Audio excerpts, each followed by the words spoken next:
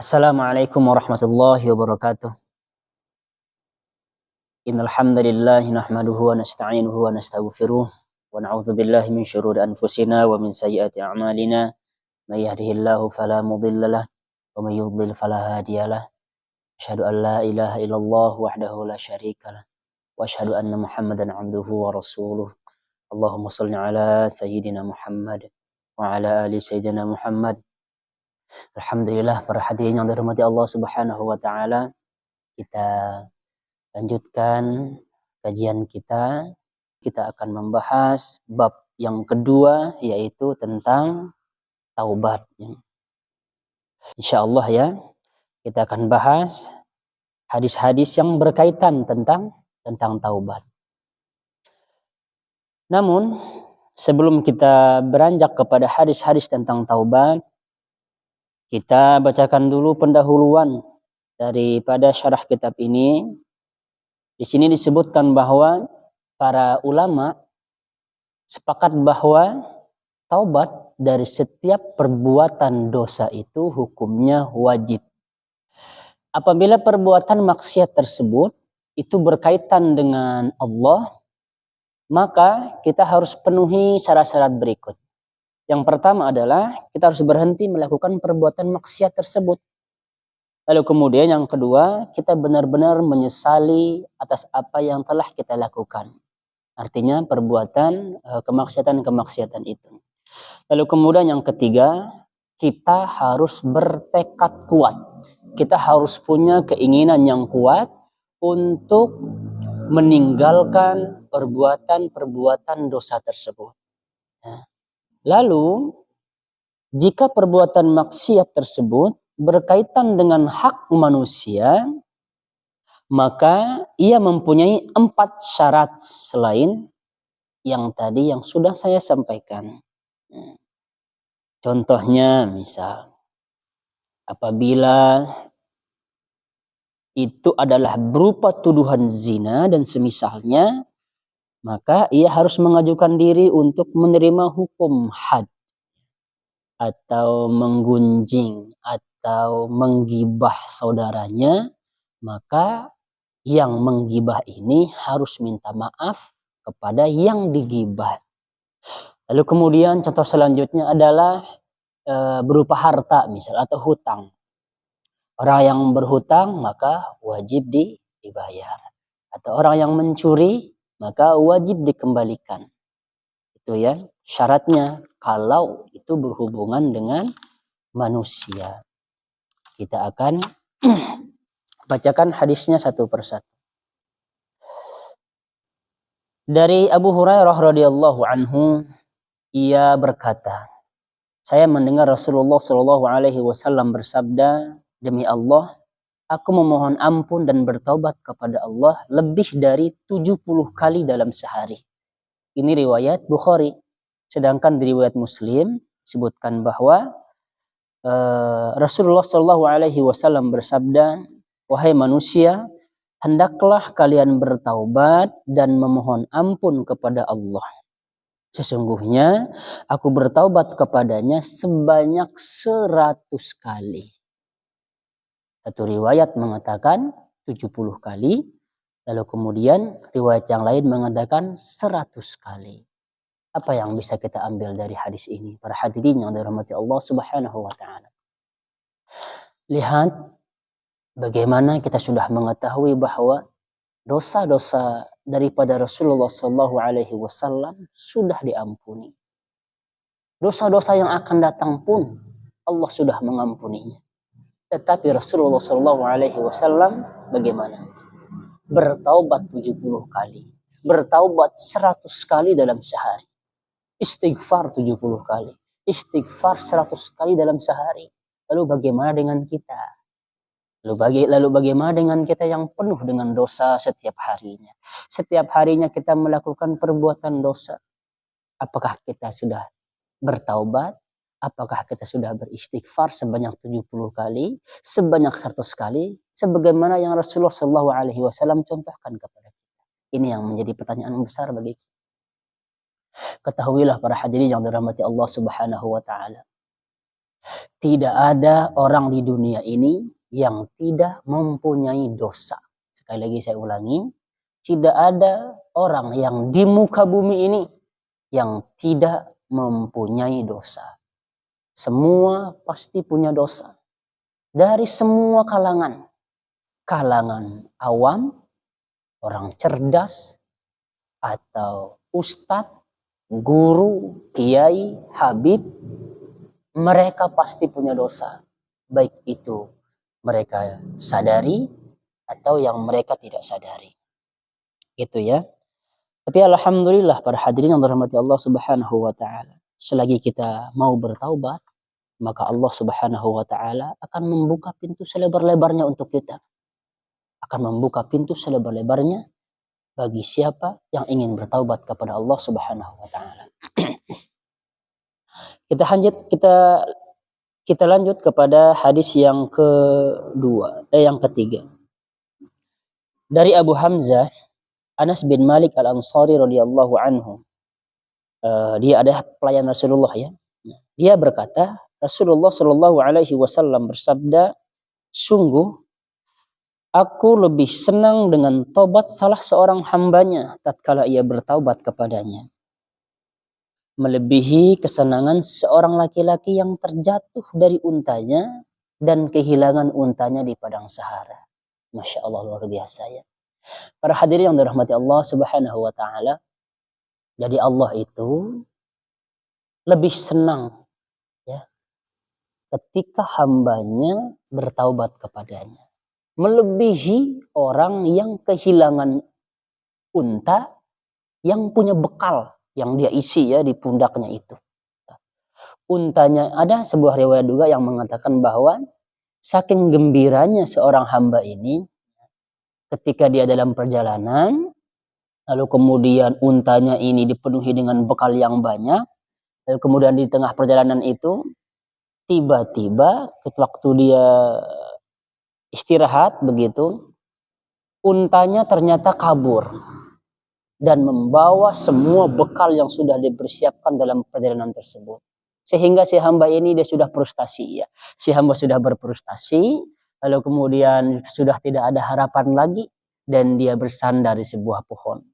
Dia bersandar dan memejamkan matanya. Dan suatu ketika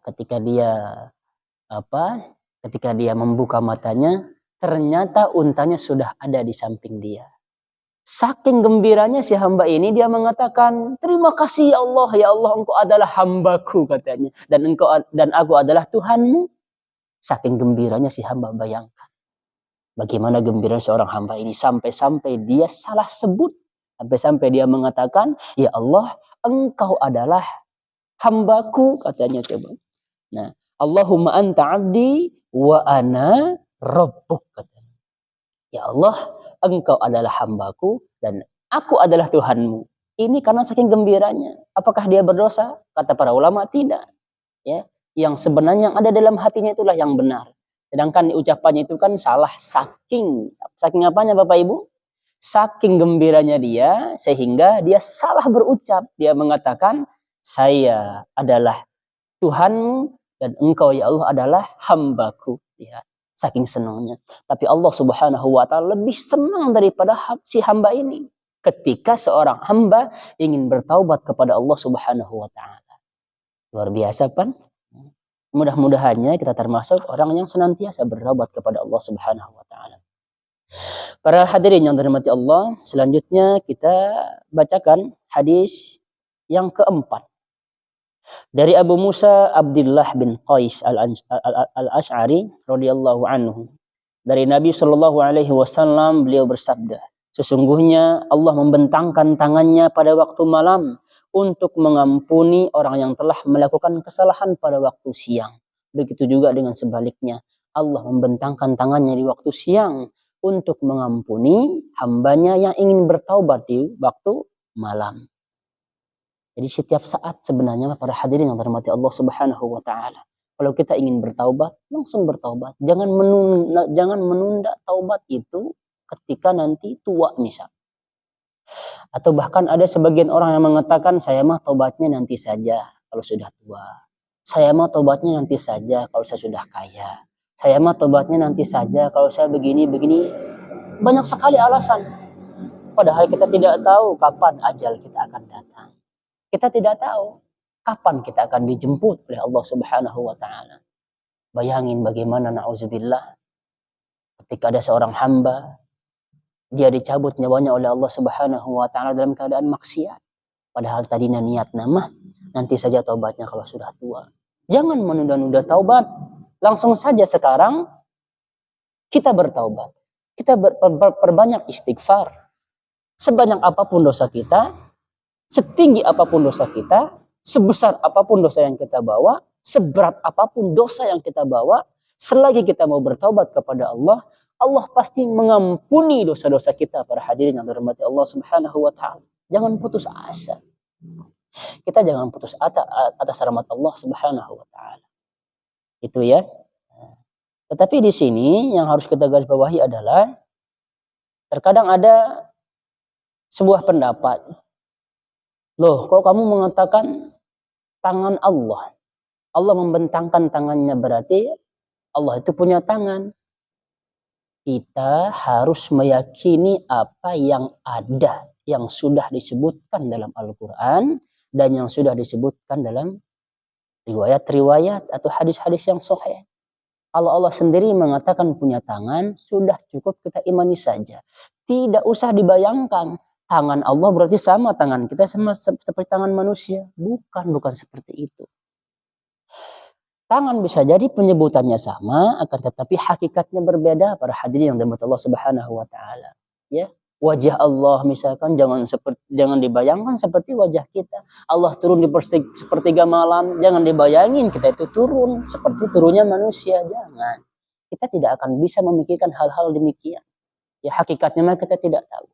Allah bersemayam misalkan di atas arsy, Allah istawa di atas arsy. Kita jangan memikirkan Allah duduk seperti kita ini. Jangan. Intinya mah cukup kita imani saja. Adapun saudara-saudara kita yang mentakwil, silahkan itu mah ya, demi argumentasi silahkan mangga. Tapi lebih baiknya mah tidak usah ditakwil-takwil. Cukup kita imani saja. Allah punya tangan, Allah melihat, Allah mendengar. Oh berarti Allah punya mata. Oh berarti Allah punya telinga. Cukup kita imani saja.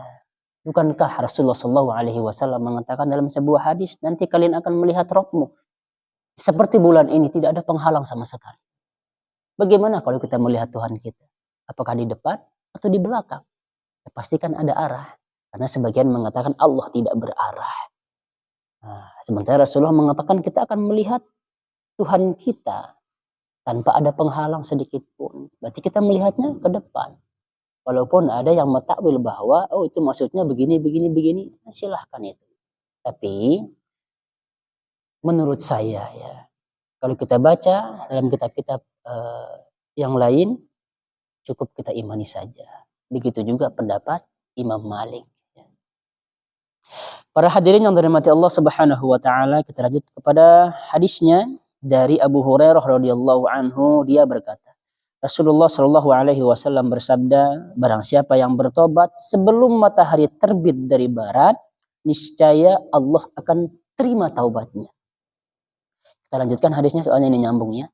Dari Abu Abdurrahman Abdullah bin Umar bin Al-Khattab radhiyallahu anhu, dari Rasulullah Shallallahu Alaihi Wasallam, beliau bersabda, sesungguhnya Allah menerima taubat seorang hamba selagi ruhnya belum sampai di tenggorokan, artinya sebelum dia sekarat. Ya. Sebelum dia sekarat itu, atau sebelum matahari terbit dari barat, maka Allah Subhanahu wa taala pasti menerima tobat seorang hamba tersebut. Jadi oleh karenanya, seperti yang saya katakan tadi, tidak usah menunda-nunda tobat, langsung disegerakan. Karena tobat ini sifatnya wajib. Ketika kita melakukan kemaksiatan, segera bertobat kepada Allah Subhanahu wa taala. Insyaallah Allah akan ampuni dosa-dosa kita. Begitu ya, berhadirin rahmat Allah Subhanahu wa taala. Kita lanjutkan.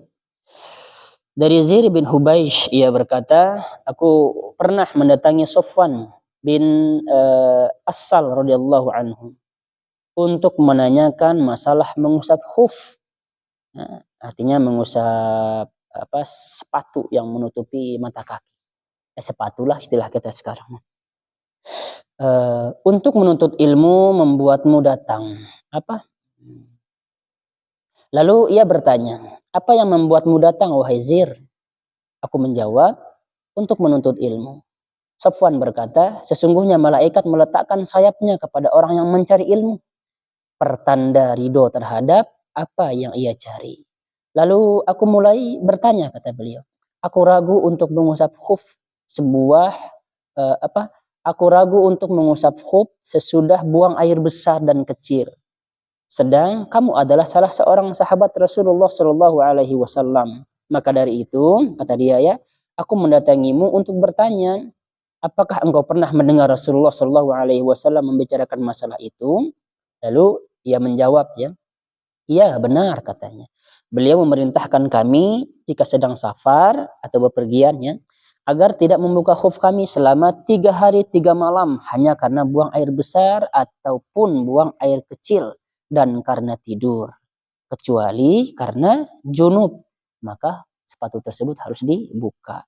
Kemudian aku bertanya, apakah engkau pernah mendengar Rasulullah SAW membicarakan masalah cerita atau masalah cinta? Ia menjawab, iya, ketika kami sedang bepergian bersama Rasulullah SAW.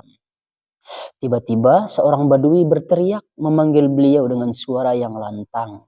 Hai Muhammad, katanya. Lalu Rasulullah SAW menjawab dengan suara yang sama seperti orang badui ini. Ya silahkan, kata Rasulullah. Maka aku berkata kepada orang itu, celaka kau, lirihkan suaramu, kata seorang sahabat. Karena kamu sedang berada di depan Nabi. Sungguh engkau dilarang melakukan hal itu, kata seorang sahabat ya.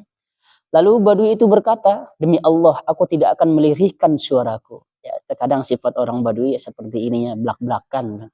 Suara juga lantang suaranya. Kemudian badui itu bertanya kepada Rasulullah, bagaimana halnya dengan seorang yang mencintai suatu kaum tetapi belum bisa melakukan amal perbuatan seperti yang dilakukan oleh mereka? Lalu kemudian Nabi Shallallahu Alaihi Wasallam menjawab, seorang bersama dengan orang yang dicintainya pada hari kiamat. Ini harus diingat-ingat baik-baik ya. Seorang akan bersama orang yang dicintainya pada hari kiamat. Ya. Nabi masih terus bercerita kepada kami sehingga beliau menyebut sebuah pintu gerbang di sebelah barat yang lebarnya sepanjang perjalanan. Atau orang yang berkendaraan akan menempuhnya selama 40 atau 70 tahun. Sufyan, salah seorang perawi berkata, pintu itu berada di arah Syam. Pintu tersebut telah diciptakan Allah Subhanahu wa taala pada hari diciptakannya langit dan bumi. Pintu itu terbuka untuk menerima tobat dan tidak akan ditutup hingga matahari terbit dari arah tersebut. Masya Allah, luar biasa. Ada 3 poin di sini ya. Yang pertama adalah bagaimana dimuliakannya seorang penuntut ilmu. Malaikat membentangkan sayapnya bagi orang yang berjalan dalam menuntut ilmu. Lalu kemudian sebuah riwayat juga menjelaskan orang yang menuntut ilmu, Masya Allah, dimudahkan jalannya untuk menuju ke surga. Masya Allah, luar biasa. Lalu yang kedua, seseorang akan bersama dengan orang yang dia cintai. Kalau kita suka bersama orang-orang pelaku maksiat, maka nanti di akhirat kita akan bersama mereka nanti. Na'udzubillah, masa kita ada di neraka sedangkan kita sudah sholat, sedangkan kita sudah berbuat baik. Tapi teman-teman kita, Masya Allah, pelaku maksiat semua. Kita ikut bersama dia ketika melakukan kemaksiatan. Bagaimana nanti di akhirat? Kita akan bersama dia. Orang-orang yang suka kepada orang-orang kafir. Yang dia idolakan adalah orang-orang kafir. Orang-orang di sana yang membuka aurat. Yang mereka ya banyak sekali penggemarnya, maka penggemar-penggemarnya ini akan bersama mereka nanti di akhirat. Tapi kalau kita cinta kepada orang-orang soleh, cinta kepada keturunan Rasulullah SAW, cinta kepada kiai, cinta kepada orang-orang yang senantiasa melakukan kebaikan, maka nanti di akhirat insya Allah kita akan bersama mereka nantinya. Oleh karenanya di kehidupan kita yang ini, mari kita cari teman kita, cari teman yang baik, cari teman kita yang sekiranya yang bisa membuat kita ini dekat kepada Allah Subhanahu wa taala. Inilah sikap orang yang luar biasa. Itu para hadirin yang dirahmati Allah Subhanahu wa taala. Lalu yang ketiga, pintu taubat itu dibuka selebar-lebarnya. Masya Allah, luar biasa. Bahkan lebarnya pintu taubat itu perjalanan selama 70 tahun. Perjalanan selama 70 tahun. Bagaimana tidak? Masya Allah, luar biasa. Yang intinya di sini adalah pintu taubat itu terbuka selebar-lebarnya bagi orang yang mau bertobat kepada Allah Subhanahu wa taala. Islam mah gampang Bapak Ibu ya. Kalau kita berdosa, bertaubat, Allah akan ampuni. Itulah sifatnya Allah. Allah Maha Pengampun. Bukan seperti kita. Kita mah Masya Allah, sampai orang meninggal pun banyak di antara kita tidak mengampuni, tidak memberikan maaf kepada mereka. Padahal Allah saja Maha Pengampun, bagaimana dengan kita? Harusnya kita juga sama seperti, setidaknya lah kita memaafkan saudara-saudara kita yang punya kesalahan. Siapa di antara kita yang tidak punya salah? Pasti. Kita juga kalau punya kesalahan, pasti ingin minta maaf kok. Pasti kita ingin dimaafkan oleh orang-orang, ya. Ketika kita mau minta maaf tersebut. Nah, gitu para hadirin yang dirahmati Allah Subhanahu wa taala. Kita bacakan hadis selanjutnya. Dari Abu Sa'ad bin Malik bin Sinan Al-Khudri radhiyallahu anhu bahwa Nabi sallallahu alaihi wasallam bersabda, seorang laki-laki umat terdahulu membunuh 99 orang. Oh iya ya, ini hadisnya panjang, saya singkat saja. Sebuah kisah ini ya, ada seorang laki-laki dari umat terdahulu kata Rasulullah yang sudah membunuh berapa tadi? 99 orang. 99 sudah dibunuh. Lalu kemudian dia datang kepada ahli agama. Lalu dia bertanya, saya sudah membunuh 99 orang dan saya ingin bertaubat. Apakah taubat saya diterima? Kata laki-laki yang membunuh 99 orang ini. Apa kata ahli agama ini? Oh tidak bisa, dosa kamu ini sudah terlalu banyak. Tuhan tidak akan mengampunimu katanya. Akhirnya si pembunuh ini kan kesel. Karena tobatnya katanya tidak diterima. Akhirnya orang ini yang berkata demikian dibunuh olehnya. Sehingga genaplah dia, jadinya berapa? 100 orang dibunuh oleh dia. Lalu kemudian dia berjalan lagi. Dia tidak putus asa untuk mendapati rahmat Allah. Untuk mencari ridho Allah, untuk mendapatkan ampunan dari Allah. Lalu kemudian dia berjalan, ketemulah dengan ahli agama lagi. Dia bertanya kepada ahli agama tersebut. Dia berkata, saya sudah membunuh 100 orang.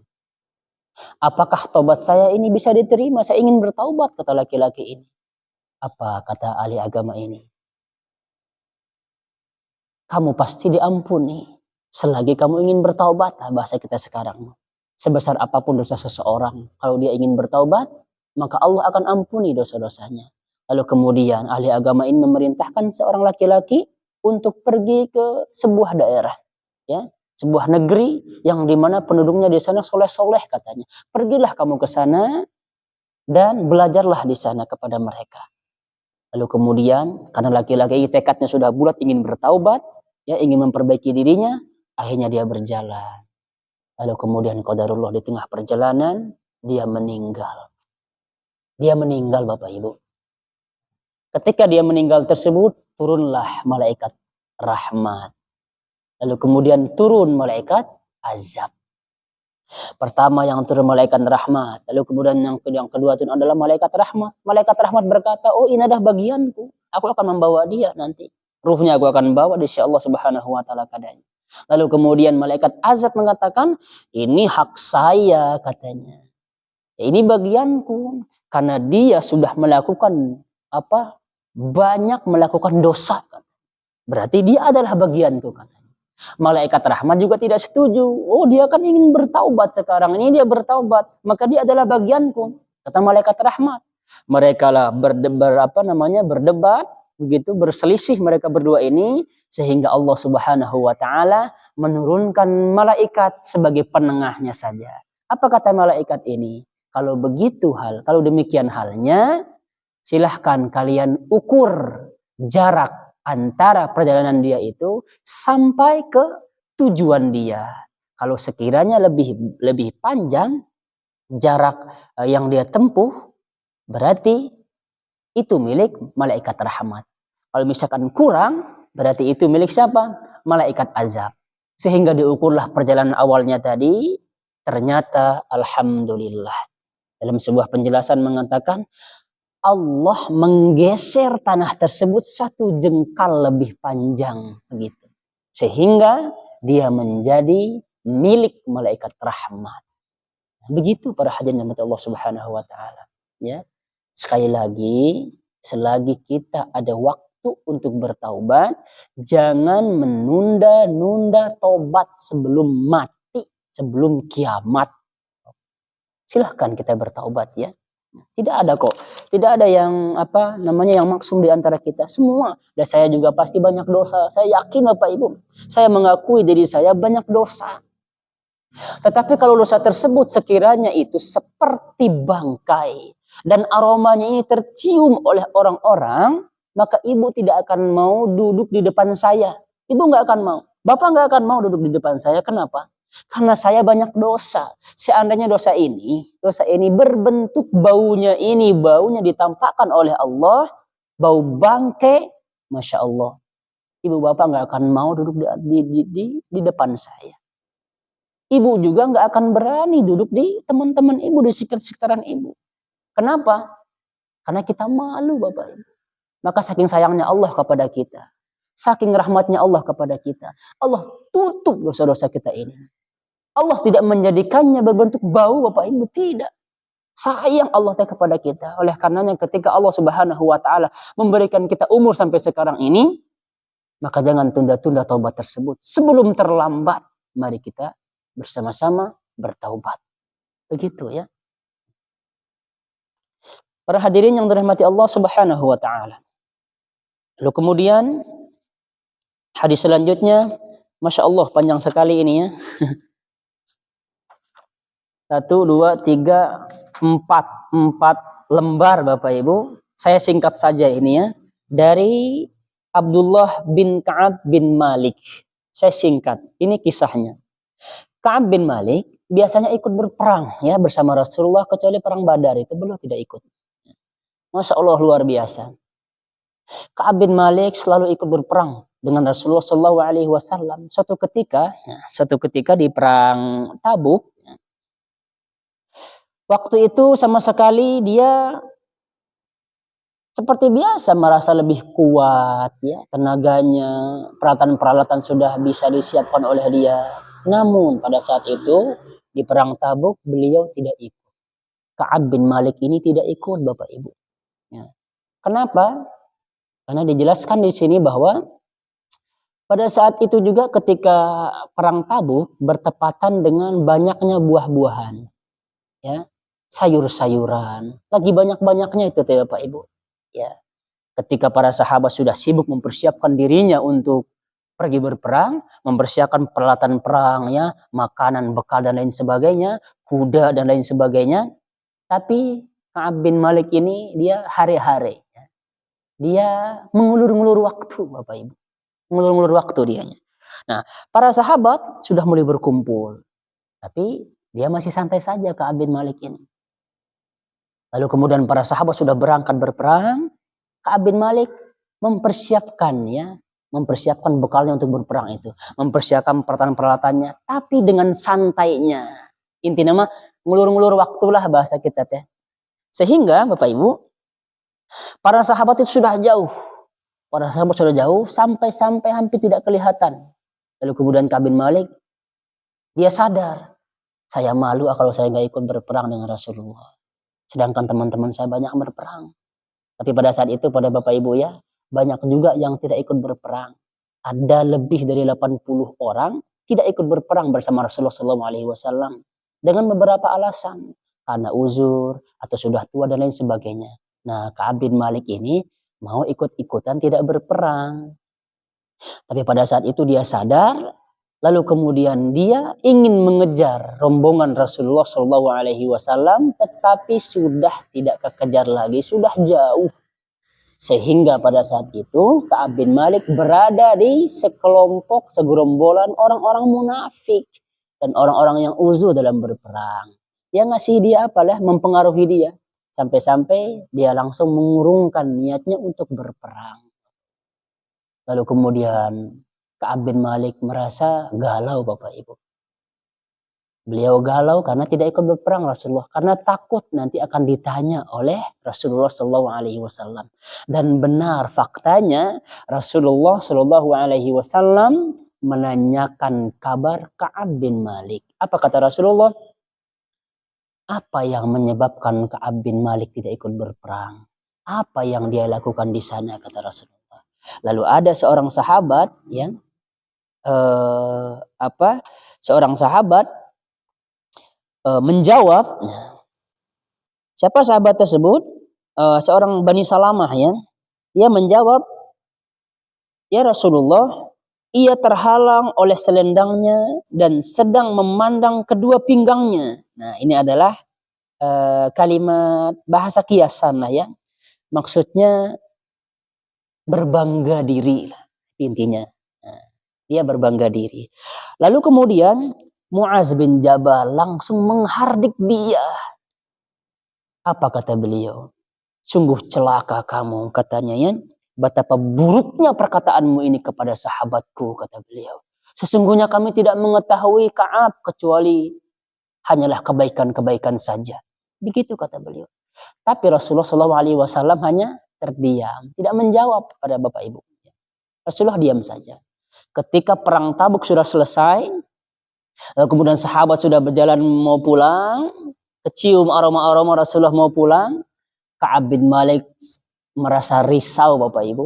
Ka'ab bin Malik merasa tidak enak pokoknya. Akhirnya Rasulullah sudah sampai, dan kebiasaan beliau ya kalau sudah di jalan itu beliau sampai, beliau sudah tiba, beliau langsung ke masjid, sholat 2 rakaat, lalu kemudian bersandar. Setelah itu beliau menerima sahabat-sahabat yang mengadu kepada beliau. Nah, curhatlah istilah kita. Nah, pada saat itu datanglah sahabat-sahabat yang lebih dari 80 orang yang tidak ikut perang Tabuk ini mengadu kepada Rasulullah, berkeluh kesahlah kepada Rasulullah, mencari alasan ya kenapa dia tidak ikut berperang. Ka'ab bin Malik sudah mempersiapkan dirinya untuk membuat alasan-alasan yang sekiranya Rasulullah menerima alasan tersebut. Dia mempersiapkan kebohongan-kebohongan dia para Bapak Ibu. Di samping 80 lebih sahabat ini, satu-satu sudah menghadap kepada Rasulullah dengan alasan yang beragam. Dan Rasulullah menerima alasan tersebut. Dan 2 sahabat Ka'ab ini juga ketika menghadap kepada Rasulullah, Rasulullah menerima apa alasan mereka. Lalu kemudian giliran Ka'ab bin Malik, beliau menghadap kepada Rasulullah. Apa kata beliau? Sungguh aku telah dikaruniai kepandaian berbicara. Namun demi Allah ya Rasulullah, aku tidak bisa berbohong kepadamu. Kalau sekiranya aku berbohong dan engkau memaafkan tersebut dan engkau tidak tahu aku berbohong, tentulah sebentar lagi Allah akan memberitahukanmu akan kebohonganku. Lalu kemudian engkau marah dan engkau tidak ridho terhadapku. Dan kalau aku jujur ya Rasulullah, aku malu terhadap diriku sendiri. Lalu kemudian disampaikanlah yang sebenarnya. Apa kata Rasulullah? Rasulullah senyum, tapi senyum marah gitu loh Bapak Ibu. Kelihatan Rasulullah wajah beliau memerah, itu tandanya beliau itu marah. Nah, apa kata Rasulullah? Tunggulah wahai Ka'ab sampai Allah memberikan kabar kepadaku. Akhirnya dengan resahnya, dengan galaunya, ya, dengan tidak enaknya Ka'ab bin Malik ini pulang sambil menunggu kabar dari Allah Subhanahu wa taala. Beberapa hari kemudian para Bapak Ibu, Rasulullah Shallallahu alaihi wasallam memerintahkan kepada seluruh sahabat untuk apa? Untuk tidak berbicara, untuk tidak berinteraksi kepada Ka'ab bin Malik. Bagaimana coba Bapak Ibu? Kalau misalkan kita ya satu desa saja, jangankan satu desa, satu RT lah. Satu RT mereka kompak untuk apa? Memboikot kita. Mereka kompak untuk tidak mengajak kita berbicara. Mereka kompak untuk tidak mendatangi undangan kita misal. Mereka kompak untuk tidak mengajak kita berbicara, mengajak kita bercanda dan lain sebagainya. Bagaimana coba pada saat itu? Apa perasaan kita? Ya pasti kan kita, wah hampalah pokoknya. Begitulah keadaan Ka'ab bin Malik pada saat itu. Ka'ab bin Malik mengatakan pada saat itu, bumi ini terasa hampa, kata beliau. Bumi yang saya pijak nggak kerasa, kata beliau. Coba saking galaunya. Kenapa? Karena para sahabat dilarang oleh Rasulullah untuk berbicara kepada Ka'ab bin Malik. Bahkan Ka'ab bin Malik ya memanjat pagarnya siapa waktu itu, Abu Qatadah, ya, dan menyampaikan salam. Ini termasuk sepupu beliau ya. Assalamualaikum. Nggak dijawab coba. Assalamualaikum, tidak dijawab. Assalamualaikum, tidak dijawab coba. Bahkan ketika di salam selanjutnya baru dijawab oleh Abu Qatadah. Lalu kemudian berbicaralah ya Ka'ab bin Malik ini. Tapi Ka'ab bin Malik mengajak dia ngobrol. Abu Qatadah hanya diam saja, tidak nimbang. Cuman satu yang dia jawab dari sekian obrolannya Ka'ab bin Malik. Apa kata Abu Qatadah? Cukuplah Allah dan Rasulnya lebih mengetahui. Sehingga Ka'ab bin Malik pulang ke rumah. Terus berlanjut Bapak Ibu. Kan 50 hari ya tidak diajak bicara. Setelah mau nyampe ke 40 harinya, ternyata Rasulullah SAW memerintahkan kepada Ka'ab dan dua temannya ini untuk menjauhi istri mereka, para Bapak Ibu. Gimana coba? Yang tadi tidak diajak ngobrol oleh para sahabat, lalu kemudian sekarang diperintahkan untuk menjauhi istri-istrinya. Bahkan dia berkata kepada sahabat ini, apakah Rasulullah memerintahkan aku untuk menceraikan istriku? Katanya tidak, tapi jauhkan. Maka sehingga Ka'ab bin Malik memerintahkan istrinya untuk di rumah orang tuanya dulu untuk sementara. 10 hari Bapak Ibu. Ya. Lalu kemudian sahabatnya yang dua ini, istrinya ngadu kepada Rasulullah. Wahai Rasulullah, dan suamiku mah tidak ada hasrat lagi kepadaku. Ya, saya hanya menjamu dia buat makanan, ya, mempersiapkan pakaiannya begini dan lain sebagainya.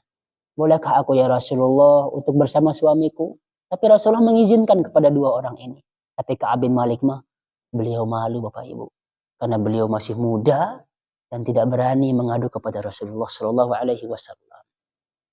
Istrinya dijauhkan Bapak Ibu. Coba. Bagaimana galaunya pada saat itu. Lalu kemudian Bapak Ibu, setelah sampai di hari ke-50, maka pada saat itu, Masya Allah. Namun sebelumnya ya, ada seorang Raja Ghassan Bapak Ibu. Mendengar kabar ini ketika Ka'ab bin Malik dikucilkan oleh para sahabat, dia mengirim surat kepada Ka'ab bin Malik. Untuk menawarkan dia datang ke Ghassan Bapak Ibu. Artinya apa? Dia pindah agama lah begitu ceritanya. Tapi apa respon Ka'ab bin Malik? Pada saat itu dia langsung merobek surat tersebut. Dibakar surat tersebut Bapak Ibu. Lihat keimanannya. Walaupun dikucilkan, tapi tetap semangatnya. Masya Allah luar biasa. Kesabarannya, Masya Allah luar biasa. Walaupun dalam keadaan galaunya itu Bapak Ibu. Nah. Lalu kemudian, Bapak Ibu yang dirahmati Allah Subhanahu wa Ta'ala. Setelah alhamdulillah ya, setelah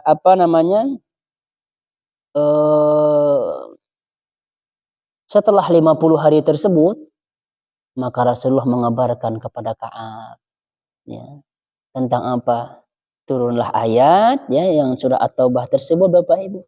Ya, yang memaafkan, yang mengampuni taubatnya, yang menerima taubatnya Ka'ab bin Malik. Sampai saat itu sahabat ya, ada seorang laki-laki ya yang datang menunggang kuda menemui Ka'ab. Ka'ab katanya, sesungguhnya Allah sudah meridhoimu, sesungguhnya Allah menerima taubatmu. Kata Ka'ab, masa benar nggak yang kamu katakan ini? Demi Allah Rasulullah mengatakan demikian. Masya Allah. Saking gembiranya Ka'ab bin Malik ini Bapak Ibu, pada saat itu dia langsung memberikan bajunya ya kepada seorang sahabat yang naik kuda ini.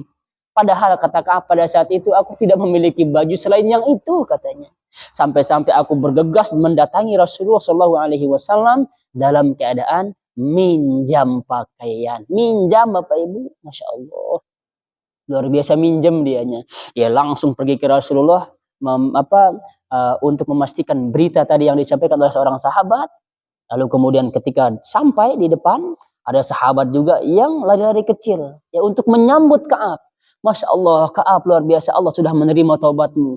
Para sahabat bergembira pada hadinya Allah Subhanahu wa taala. Sahabat bergembira dengan diterimanya taubatnya Ka'ab bin Malik. Turunlah ayat itu.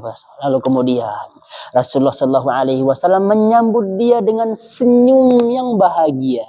Yang tadinya kan yang awal itu menyambut dia dengan senyum kemarahan. Lalu kemudian sekarang, Masya Allah, Rasulullah menyambut dia dengan senyum kebahagiaan. Lalu kata Rasulullah, Allah sudah menerima taubatmu. Itulah dia Bapak Ibu ya. Lalu kemudian Ka'ab berkata ya dalam surat At-Taubah itu, kami bertiga ditangguhkan dari urusan orang-orang yang diterima alasannya oleh Rasulullah setelah mereka bersumpah. Kemudian beliau berbaiat dan memohonkan ampun untuk mereka. Adapun mengenai kami bertiga, beliau menyerahkannya langsung kepada Allah, sehingga ia memberikan keputusannya sebagaimana firman Allah ya, dan terhadap 3 orang yang ditangguhkan taubatnya. Surat At-Taubah itu Bapak Ibu. Masya Allah, gara-gara mereka Bapak Ibu ayat turun. Allah meridui mereka, ridho Allah kepada mereka, dan mereka pun ridho kepada Allah. Bayangin Bapak Ibu, luar biasa ya ceritanya. Allah menerima taubat mereka. Padahal kalau ada uzur Bapak Ibu ya nggak apa-apa, nggak ikut berperang. Tapi karena Ka'ab saking jujurnya para hadirin rahmati Allah Subhanahu wa taala, Allah meridui dia. Dia disebut jujur dalam Al-Quran. Jujurnya dia masuk surga kata Rasulullah Shallallahu Alaihi Wasallam. Itulah ya kisah Ka'ab bin Malik yang dapat kita ambil pelajaran darinya. Dari kisah ini Bapak Ibu ya, mudah-mudahan kita juga termasuk pribadi yang jujur Bapak Ibu ya. Begitulah ya, mudah-mudahan ada manfaatnya. Kita lanjutkan hadisnya. Dari Abu Nujaid Imran bin Al-Husain Al-Khuzai. Ia berkata, ada seorang perempuan dari Juhainah datang kepada Rasulullah Shallallahu Alaihi Wasallam. Oh iya Bapak Ibu, ini adalah perempuan pezina. Apa kata dia? Ya Rasulullah, aku telah berzina. Dan dia hamil, para hadirin rahmati Allah Subhanahu wa taala. Dan dia ingin minta dihukum rajam. Apa kata Rasulullah? Datangkan walimu. Didatangkanlah walinya, ya. Lalu kemudian diberitakan, dikasih tahu kepada wali tersebut, jaga anak ini baik-baik, ya, sampai dia melahirkan. Dan setelah dia melahirkan, kata Rasulullah, dia katakan kepada wali ini, datangkan dia ke sini, bawa dia ke sini. Lalu benar pada hadirin rahmati Allah Subhanahu wa taala. Ketika perempuan ini sudah sudah melahirkan, lalu kemudian dia datang kepada Rasulullah, dan pada saat itu dia dihukum rajam. Dan pada saat itu dia dihukum rajam. Lalu kemudian dia meninggal. Ya, gitu Bapak Ibu ya. Lalu kemudian pada saat itu Rasulullah Shallallahu Alaihi Wasallam menyolatkan jenazahnya. Nah, di samping itu ada Umar radhiyallahu anhu berkata kepada Rasulullah, "Wahai Rasulullah, kenapa engkau menyolatkan perempuan ini? Bukankah dia tukang zina? Bukankah dia pezina ya Rasulullah?" Kata Rasulullah. Lantas Rasulullah Shallallahu Alaihi Wasallam mengatakan kepada Umar, sesungguhnya dia benar-benar bertaubat kepada Allah. Sesungguhnya ya, kalau misalkan taubatnya dibagi pada 70 orang penduduk Madinah, maka itu sudah cukup kata Rasulullah. Bayangin Bapak Ibu, Rasulullah mau menyolatkan dia. Kenapa? Karena dia bertaubat kepada Allah Subhanahu wa taala. Lalu kemudian para sahabat pun ikut menyolati dia. Yang pada intinya adalah bagaimanapun dosa kita, bagaimanapun beratnya, banyaknya, tingginya dosa kita, selagi kita mau bertaubat, Allah Subhanahu wa taala pasti akan mengampuni kita Bapak Ibu. Nah, gitu ya. Nah, kita lanjut hadis yang terakhir. Ya, alhamdulillah. Dari Abdullah bin Abbas dan Anas bin Malik radhiyallahu anhum bahwa Rasulullah shallallahu alaihi wasallam bersabda, andaikan seorang anak Adam ya, manusia ya, memiliki emas satu lembah, pasti ia menginginkan dua lembah. Padahal yang akan memenuhi mulutnya hanyalah tanah. Dan Allah akan menerima tobat siapa saja yang mau bertobat. Masya Allah, luar biasa. Jadi kita garis bawahi dulu ya. Kalau manusia mah tidak pernah merasa puas Bapak Ibu. Kalau dia memiliki harta satu lembah, pasti dia akan menginginkan dua lembah. Kalau dia misalkan punya dua lembah, pasti dia mau tiga lembah. Ya nggak adalah di antara kita yang punya emas satu lembah, dua lembah, tiga lembah Maya. Nah, kita kasih contoh yang sekarang saja. Kalau misalkan ibu bapak punya motor, kira-kira ibu merasa cukup tidak dengan motor tersebut? Enggak kan? Pasti beli motor yang lain, beli motor model baru kan? Kalaupun misalkan ada motor model baru sudah ada, mau motor gede sudah ada, pasti pingin punya apa kira-kira? Mobil. Pasti pingin punya mobil.